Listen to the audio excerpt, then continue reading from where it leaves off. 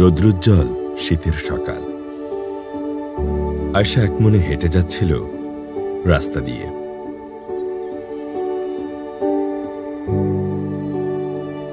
সামনে থেকে আসছিল হ্যান্ডসাম, স্মার্ট, ওয়েল সেটেলড ছেলে সিয়াম। দুজন দুজনকে দেখতে পায়নি। ফলাফল, সিয়ামের সাথে ধাক্কা লাগিয়ে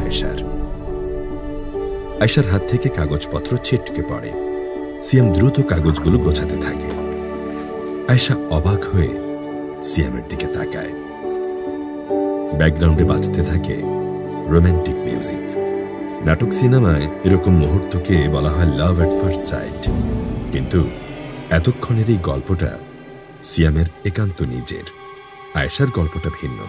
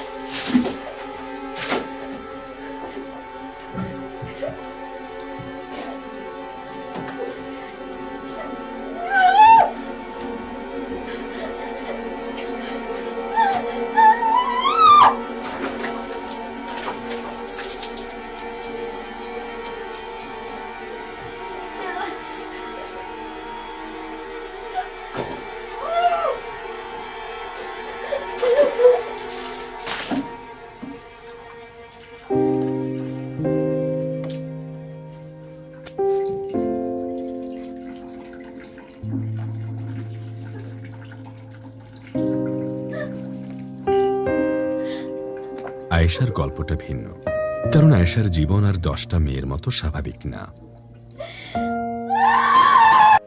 এই ফাইলগুলো ঠিক মতো পৌঁছে দেবেন, ঠিক আছে? বলেন টাইপ করে দিতে, ঠিক আছে?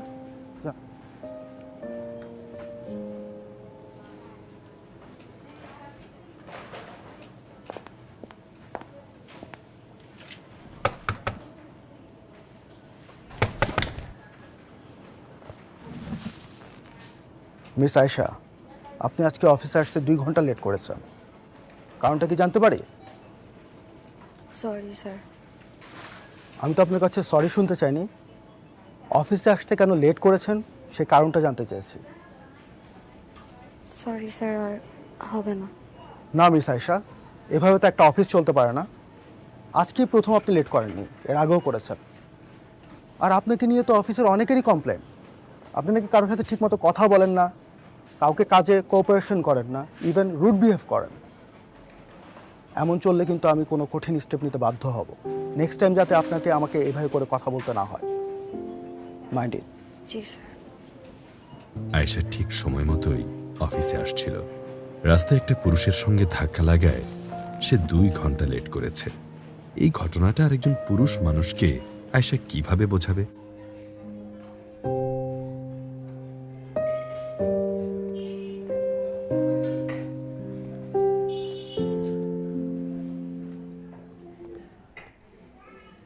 Excuse me. হাই, আমি রাশেদ।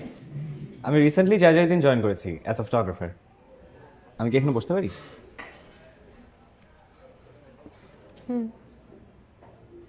Thank you. আপনি কোন ডিপার্টমেন্টে আছেন?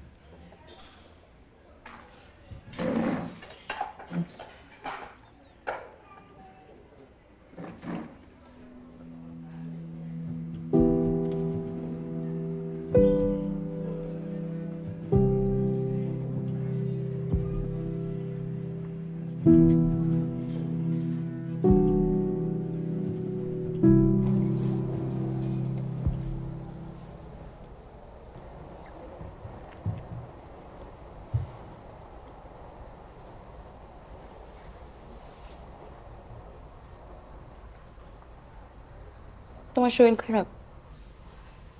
না, দুপুরে যে খাবার দিয়ে গেছিলাম সেটাও তো খাওনি। খাইতে ইচ্ছা করে নাই। খেতে ইচ্ছে করে না বললেই হবে? তুমি তো ছোট বাচ্চা না মা। ওষুধ খেয়েছিলে? তুইও তো টিফিন শেষ করিসনি, অর্ধেক ফিরাই নিয়ে আসলি। এখন আবার আমার কথা শোনাইতেছিস? তুমি অসুস্থ, আমি অসুস্থ না মা। আমার থেকে তোর সমস্যা আরো অনেক বেশি। এইভাবে আর কতদিন বলতো? এবার একটু নিজের কথা ভাব। তোরে বিয়ে শাদীর কথা বলতে গেলেও আমার খুব ভয় লাগে। আমার উপর অমনি হুমড়ি খেয়ে পড়বি।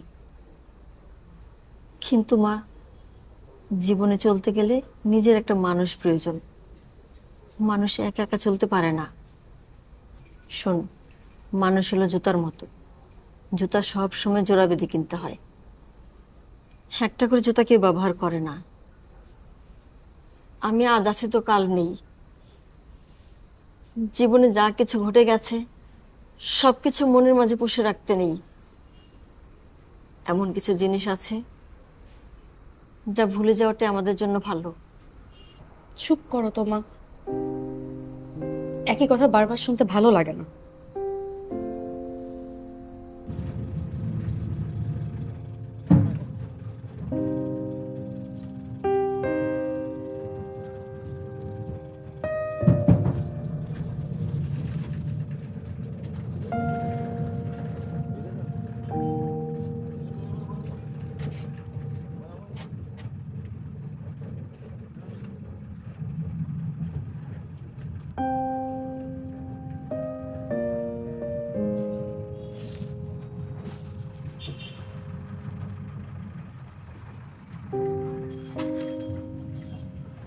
বাস থামান, এই বাস থামান, প্লিজ বাস থামান।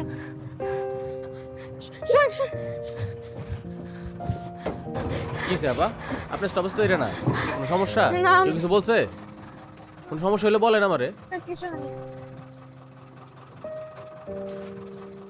যান ওস্তাদ যান, যান। এলে আয়, চাপা চাপা চাপা চাপা।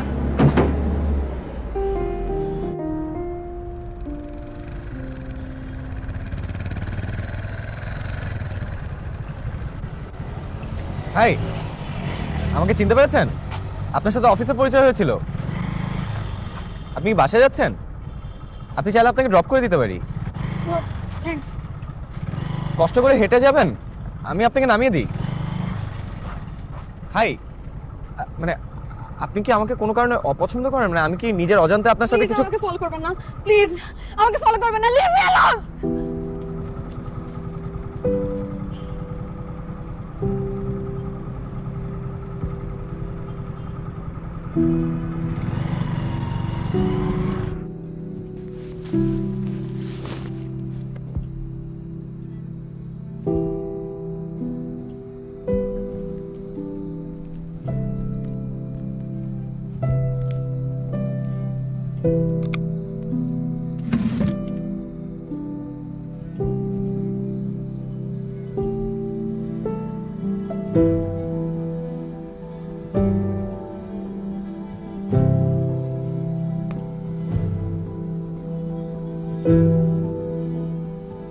নিজের জীবন থেকে সব পুরুষকে দূরে ঠেলে দিতে চাওয়া আয়েশা পৃথিবীতে মাত্র একজন পুরুষকে নিয়েই আগ্রহী।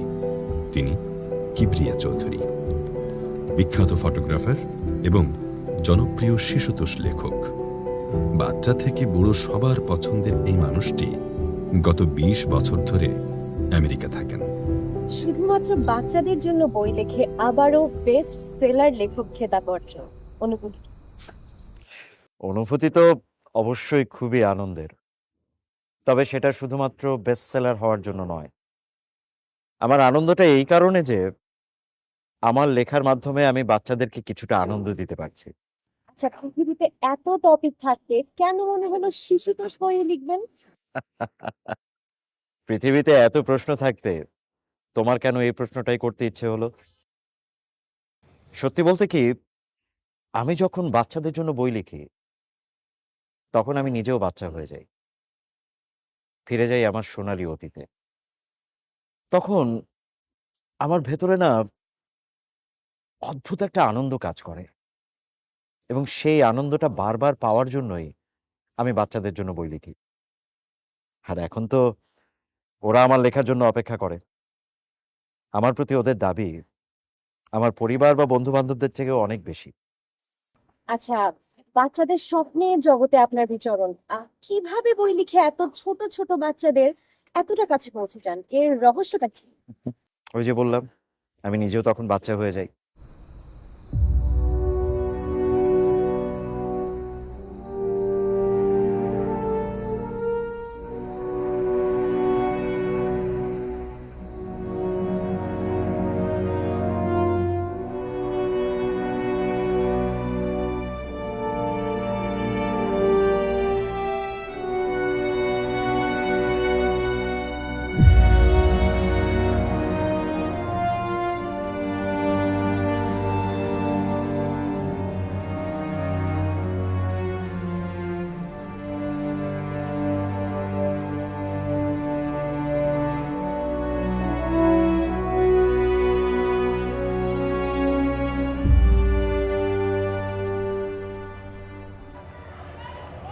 শোন মা,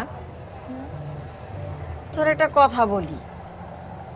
মানুষ কেমন জানোস? মানুষ হইল গিয়া এই টিভির রিমোট আছে না, রিমোটের ব্যাটারির মতো। দুইটা ব্যাটারি একলগে না দিলে রিমোট কাজ করে না। মানুষ সৃষ্টি হয়েছে দুইজন একসাথে জোড়া জোড়া থাকার জন্য। মা, উদাহরণ দেবা, ভালো ভালো উদাহরণ দাও। একবার বলো জুতা, একবার বলো ব্যাটারি। আমি কি দেখতে এতটাও খারাপ নাকি? এমনও তো হতে পারে মানুষ হচ্ছে কানের দুলের মতো, একটা হারিয়ে গেলে একটা কোনো মূল্য নেই। হ, এই কথাটা ভালোই বলছিস। কানের দুল, আবার ধর শিল পাটা যেমন। হ্যাঁ শোনো মা, যত যাই বলো, যত উদাহরণ দাও, আমি কিন্তু বিয়ে করছি না। এসব চিন্তা মাথা থেকে বাদ।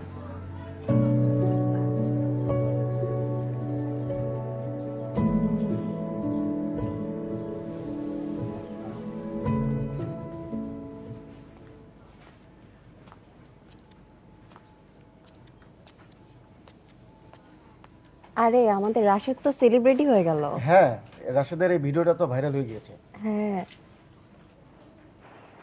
আপনারা সবসময় বাচ্চাদেরকে শেখান বড়দের সাথে কিভাবে ভালো আচরণ করতে হয়, কিভাবে তাদেরকে সম্মান করতে হয়, কিভাবে তাদের চোখে ভালো থাকতে হয়। কিন্তু আপনারা এটা শেখান না যে বড়রা যদি তাদের সাথে কখনো খারাপ আচরণ করে তখন তাদের কি করা উচিত। আপনারা শেখান যে বড়রা সবসময় বাচ্চাদের ভালো চায়। কথাটা তো সবসময় সত্য না। সত্য হলে আমাদের দেশের 80% বাচ্চা ছোটবেলাতেই সেক্সুয়াল হ্যারাসমেন্টের শিকার হতো না। ভাবতে পারেন 80%, কত বড় একটা অংশ। এর মধ্যে থাকতে পারে আপনার সন্তান, আপনার ছোট ভাই বোন, অথবা আপনার প্রিয় মানুষ। তাদেরকে শেখাতে হবে কোনটা গুড টাচ, কোনটা ব্যাড টাচ, এবং বড়রা যদি খারাপ আচরণ করে তারা যাতে তাদের বাবা মাকে এসে বলে। বাচ্চারা যাতে এই কথাটা বলতে পারে সেটার জন্য তাদের সাথে বন্ধুত্ব গড়ে তুলতে হবে, তাদের কথাকে গুরুত্ব দিতে হবে। আমাদের দেশের একটি বাচ্চাও যেন কোনো খারাপ অভিজ্ঞতা নিয়ে বড় না হয়।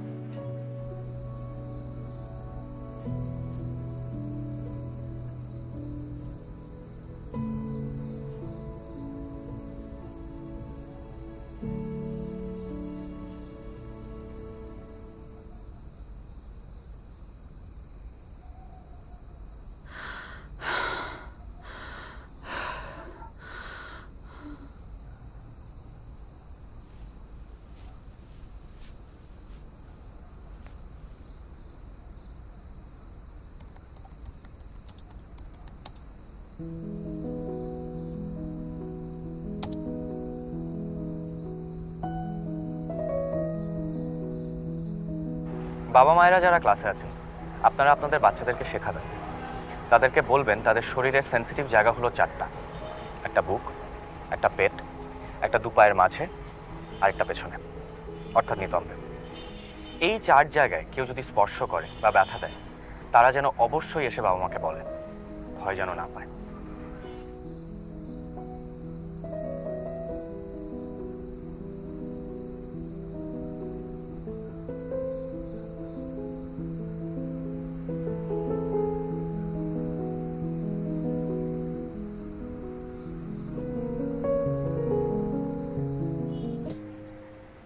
সব পুরুষ এক হয় না, তাই না মা? না রে মা, সব পুরুষ এক হইলে কি দুনিয়া চলতো? চলতো না। এটা তুই যত তাড়াতাড়ি বুঝবি তোর জন্য ততই ভালো। দেখ, আমরা মায়া মানুষ, রাত্রেবেলা রাস্তায় বাইরেতে গেলে ভয় পাই। আমরা ভাবি পুরুষ মানুষ হয়তো আমাকে কোনো ক্ষতি করব। তখন কিন্তু আমরা আমাকে পরিচিত কোনো পুরুষ মানুষ নিয়ে তারপর বাহির হই। সব পুরুষ এক হয় না রে মা। তাহলে কিভাবে বুঝবো কোন পুরুষ এক আর কোন পুরুষ আলাদা? সেটা বোঝার জন্য সবার সাথে মিশতে হইব, কথা বলতে হইব। তখন এমনিই বুঝতে পারবি কোন মানুষ কেমন। তাছাড়া আল্লাহ আমাকে মায়ের মানুষে এমন কি এক শক্তি দিয়ে পাঠাইছে, আমরা পুরুষ মানুষের চোখের দিকে তাকাইলে তার ভেতরে সব কিছু বলতে পারি। মানুষ হইল সাইকেলের চাক্কার মতন, এক চাক্কা দেখি সাইকেল চলে? চলে না, 2 চাক্কা লাগে সাইকেল চলতে।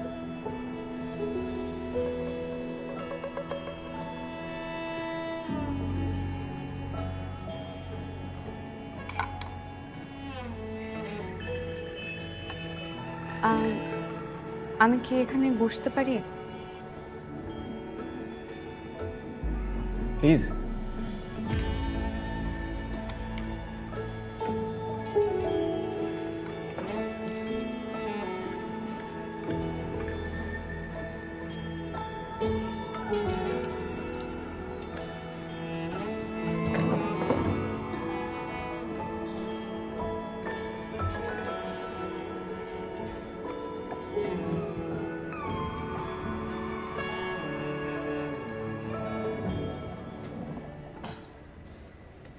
কোনো সমস্যা? বাইরে কিছু হয়েছে? না, দেখলাম আজকে সূর্যটা কোন দিকে উঠলো।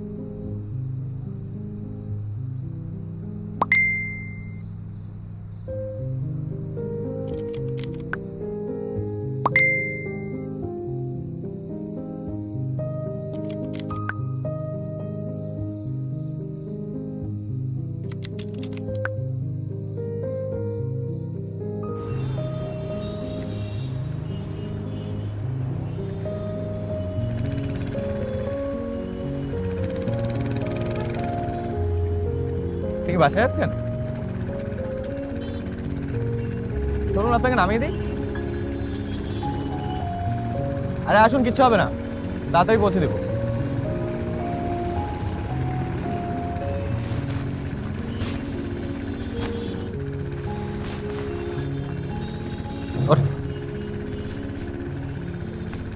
বসছেন?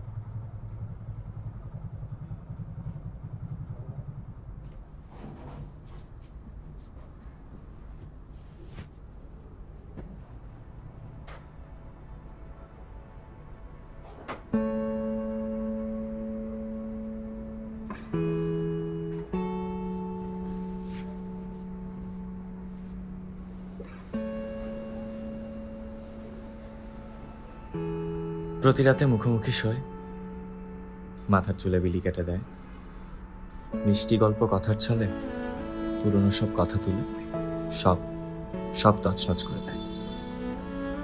এভাবেই রাত্রি গড়ায়, সকালে শেকল পড়ায়, এভাবেই বছর গড়ায়, জীবনের শিকড় ছড়ায়। আমি না হয় বন্দি আছি, তুমিও কি মুক্ত নাকি? বাঁচার মতো বাঁচবে সখী, আকাশ ছবি খাঁচার পাখি। মেঘদূতের কবিতা। আপনি খুব সুন্দর কবিতা আবৃত্তি করেন, শুনলে শান্তি লাগে। কবিতা জিনিসটাই তো শান্তির। আপনার যদি কখনো খুব অস্থির লাগে, আপনি একটা কবিতা পড়বেন বা শুনবেন অথবা লিখে ফেলবেন, দেখবেন অটোমেটিক্যালি মন শান্ত হয়ে গেছে। আসে।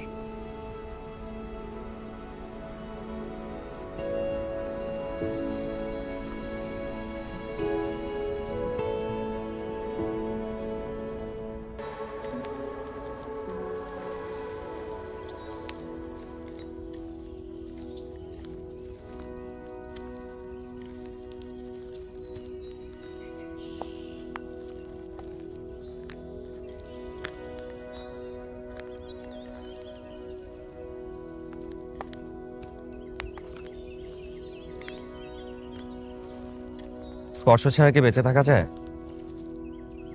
মানুষ তো মানুষ, পশু পাখিরাও একে অন্যের স্পর্শ ছাড়া বাঁচতে পারে।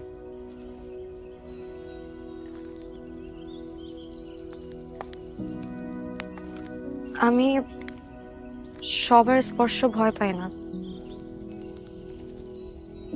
শুধু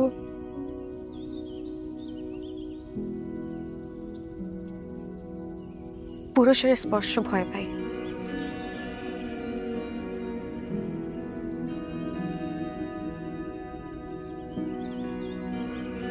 এসো, ছৌ সম্পূর্ণ পাথর হয়ে গেছি কিনা দেখো।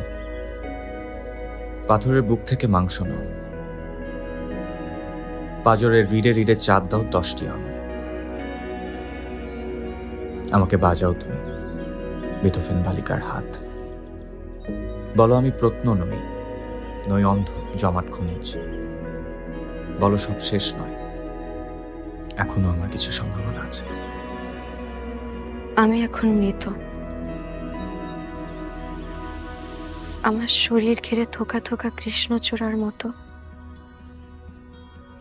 ছড়িয়ে আছে রক্ত, তাজা লাল রক্ত।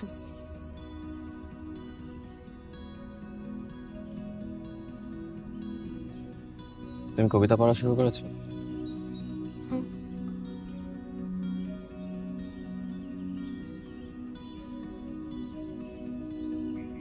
শান্তির জন্য।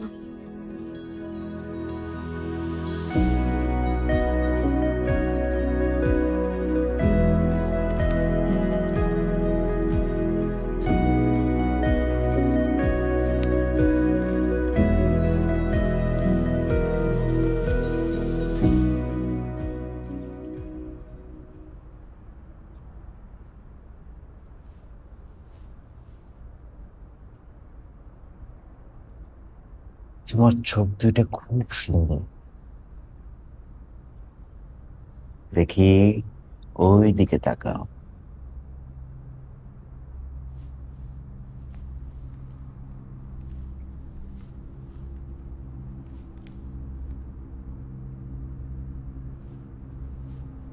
রেডি? 1 2 3।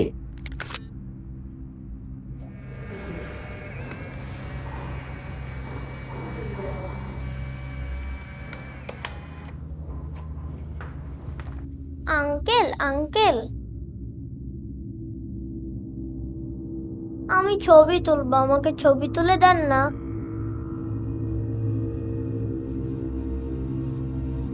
আগে তোমার আব্বুর অনুমতি নিয়ে এসো। ওই যে যাও।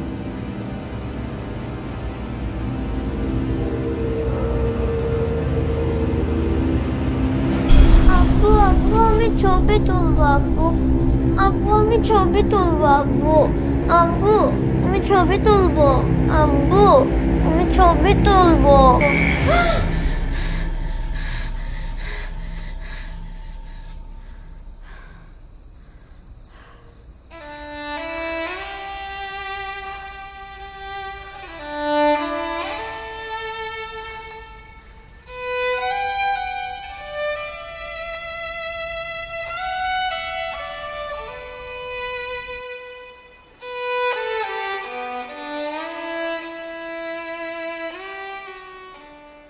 চুপ করে আছো যে, কি ভাবছো?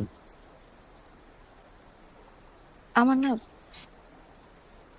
বিশ্বাস হচ্ছে না, খুব অদ্ভুত লাগছে। কোন ব্যাপারটা? একটা ছেলের সাথে কথা বলছি, গল্প করছি, পাশাপাশি বসে আছি,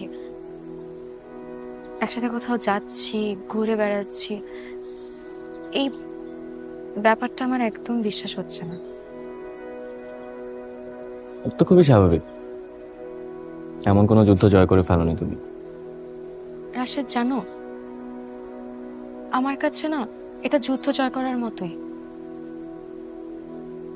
আমি কখনো ভাবিনি আমি এগুলো করতে পারবো, একটু হলেও 8-10 জন মানুষের মতন স্বাভাবিকভাবে জীবনে চলতে পারবো।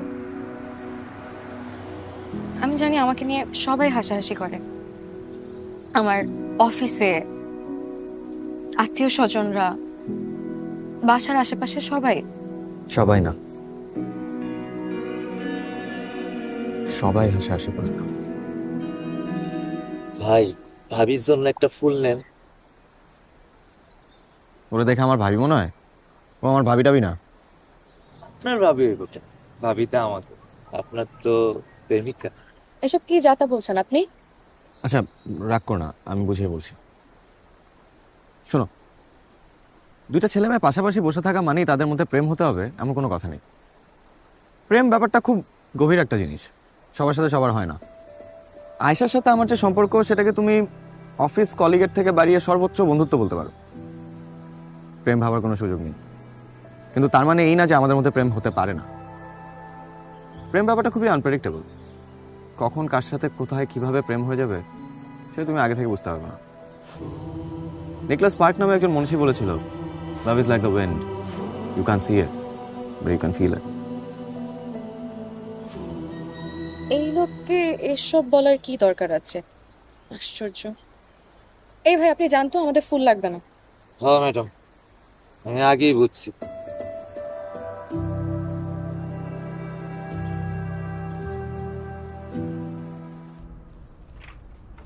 অনেকদিন পর আয়েশার জীবন একটু হলেও ভালোভাবে কাটছিল। সে আগের থেকে অনেকটাই হ্যাপি ছিল, নিজের কাছেই তার নিজেকে ভালো লাগছিল। তখনই একদিন সংবাদটা দেখতে পায় আয়েশা।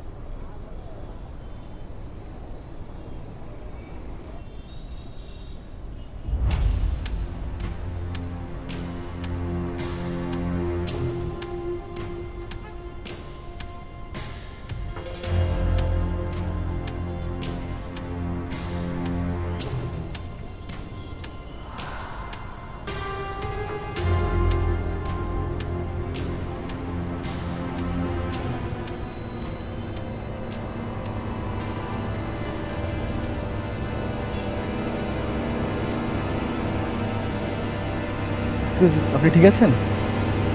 এক্সকিউজ মি, আপনি ঠিক আছেন? শিওর? মুখে ঠিক আছে বললেও আয়েশা ঠিক নেই। এই বাড়িটা ওর অতি পরিচিত। আমেরিকা থেকে দেশে ফিরে এ বাড়িতেই থাকেন কিবরিয়া চৌধুরী।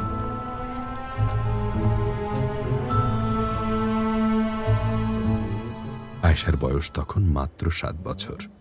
দুঃসম্পর্কের গরিব আত্মীয় হওয়ার সুবাদে কিবরিয়া চৌধুরীর বাবা নিজের বাসায় আশ্রয় দেন আয়েশার বাবাকে। এই দিকে তাকিয়ে থাকবে, ওকে? কিবরিয়া চৌধুরীর বয়স তখন 35 বছর। ফটোগ্রাফার আর লেখক হিসেবে তিনি তখন সবে জনপ্রিয় হওয়া শুরু করেছেন।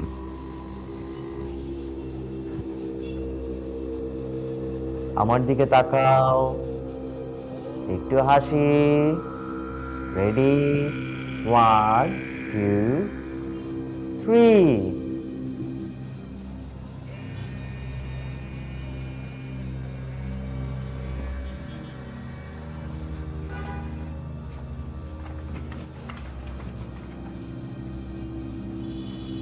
এই দেখো কেমন এসছে।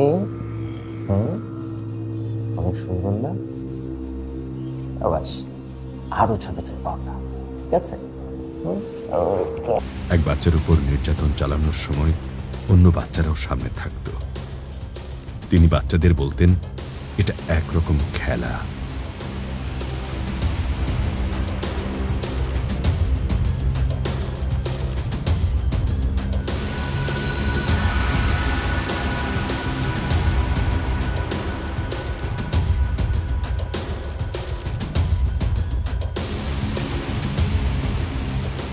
এই বাচ্চাদের মাঝেই একজন আয়েশা।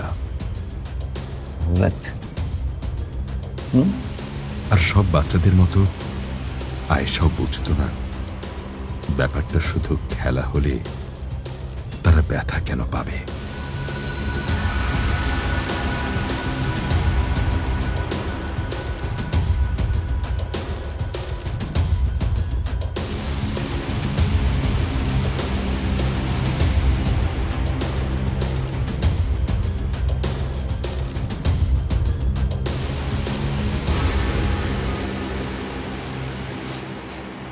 দিনের পর দিন এই অত্যাচার সহ্য করতে না পেরে আয়েশা একদিন তার বাবা মাকে সব বলে দেয়।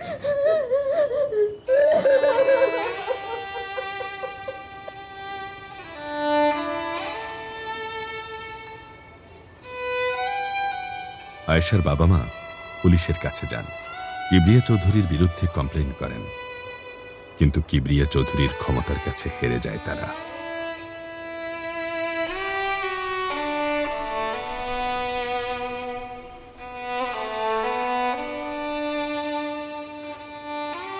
মানসিকভাবে প্রচন্ড ভেঙে পড়ে আয়েশা।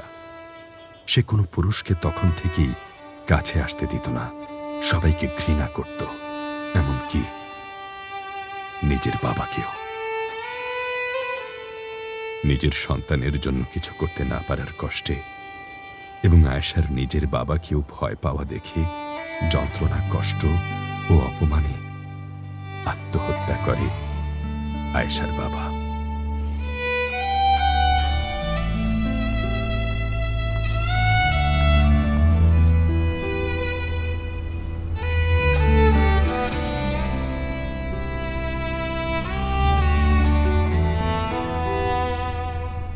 আয়েশা বুঝতে পারে কিবরিয়া চৌধুরীর নির্যাতনের শিকার বারান্দার ওই বাচ্চা মেয়েটি।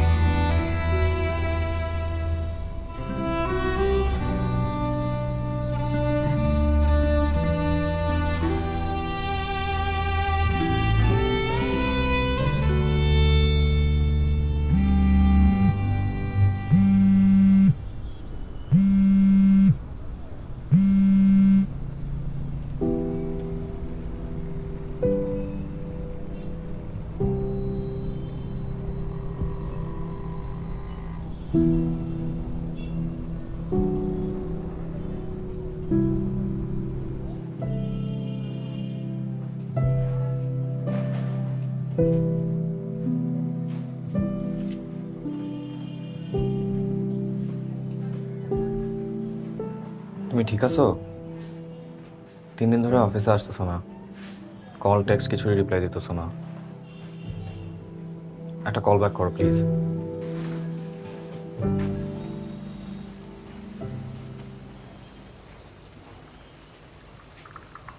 স্যার, হুম? ভাত খাবেন? খানা গরম করে দেবো? না, এখন খাবো না, এখন লিখছি, পরে খাবো। ঠিক আছে স্যার, আমি একটু বাইরে থেকে আইতেছি। রুমকে কি রেখে গেলাম, আপনি একটু দেখেন। ঠিক আছে, যাও।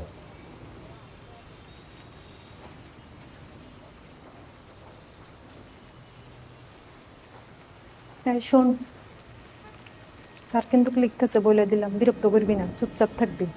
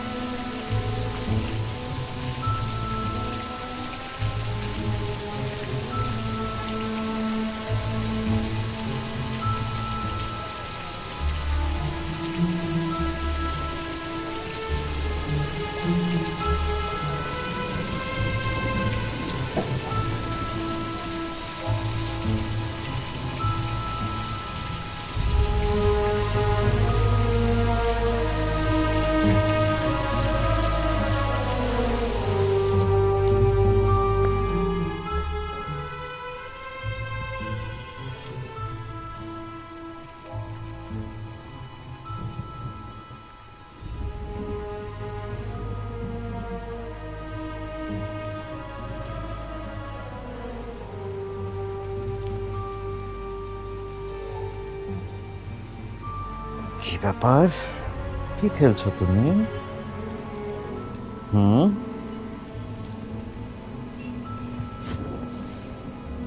তোমার এই পাখিটা খুব পছন্দ, হ্যাঁ? শোনো, আজকে আমরা নতুন একটা খেলা খেলবো। এই খেলাটা তুমি এর আগে কখনো খেলোনি।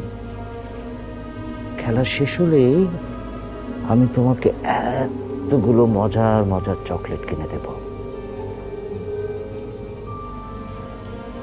তোমার তো চকলেট অনেক ভালো লাগে, তাই না?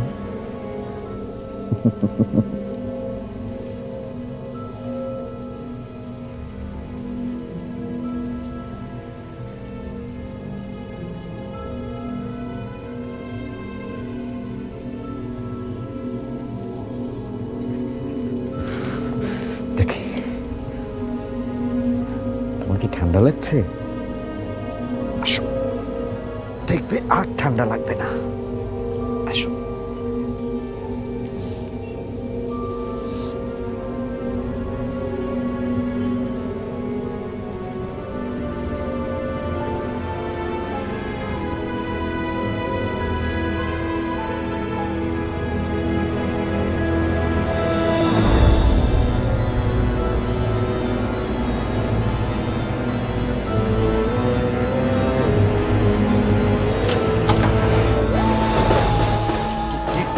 কি ব্যাপার আপনার এখানে? পুলিশ কেন? এই আপনি কোন থানার? আপনার ওসির নাম বলুন, নাম্বার বলুন, আমি এক্ষুনি কথা বলবো। উইদাউট পারমিশন আমার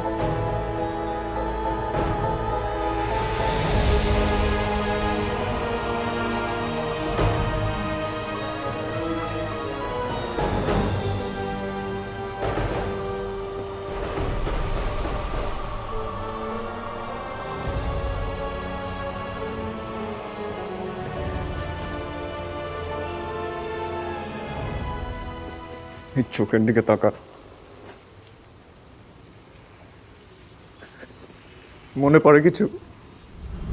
তোমার চোখ দুইটা খুব সুন্দর। দেখি, ওই দিকে তাকাও। মনে পড়ে?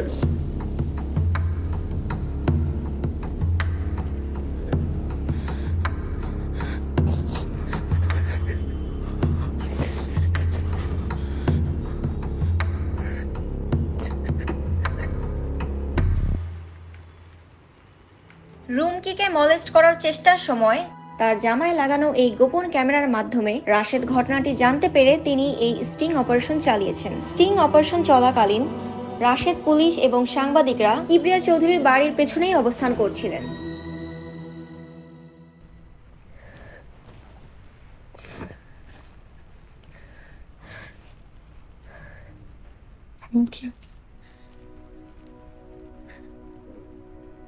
আমি সারা জীবনে যা করতে পারিনি সেটা তুমি আজকে করে দেখিয়েছ। বড় হওয়ার পর থেকে আমার একটাই লক্ষ্য ছিল, নরপিশাচের মুখোশ উন্মোচন করা। আমি অনেকদিন ধরে প্ল্যান করতেছি এটা, খালি অপেক্ষা করছিলাম কবে উনি দেশে আসবে।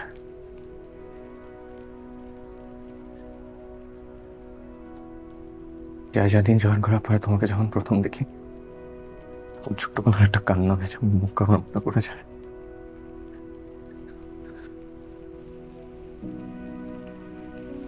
তারপর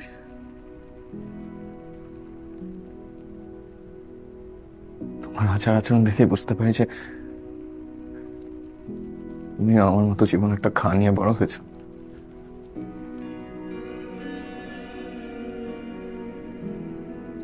তারপর একদিন দেখি অফিসে তুমি কিবরিয়া চৌধুরীর প্রোফাইল দেখছো।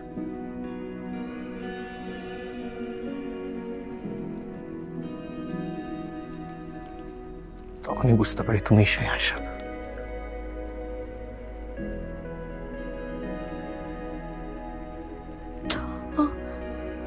তুমি আমাকে আগে বলনি কেন? আমি চাইনি আমার এই প্ল্যান সম্পর্কে কেউ জানুক। আমি নিশ্চিত হতে চেয়েছিলাম যে এই প্ল্যানের সাথে কোনো রকম কোনো বাধা না আসে। তুমি আমাকে বিশ্বাস করনি।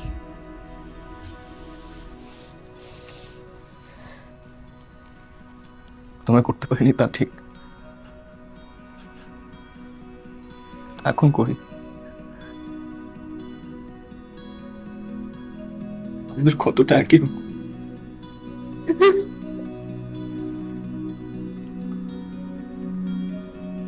এখন আমার তোমাকে নিজের মানুষ মনে হয়। আমাদের কষ্টটাও যে এক।